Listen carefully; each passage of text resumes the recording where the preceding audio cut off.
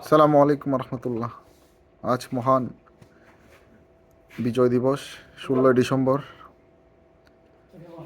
আজকের এই দিনটি বাংলাদেশের জন্য খুবই গুরুত্বপূর্ণ একটি দিন, আমাদের বিজয়ের দিন। আমরা সুন্দর একটি দেশ পেয়েছি, যার নাম বাংলাদেশ।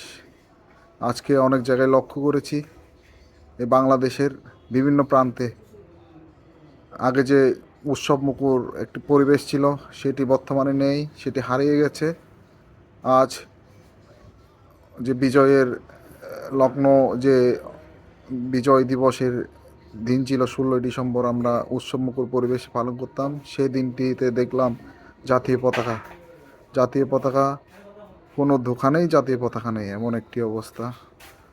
কোনো সিস্টেমই নেই। বাংলাদেশ কোন সিস্টেমে দেশ চলছে সেটা আসলে বুঝতেছি না।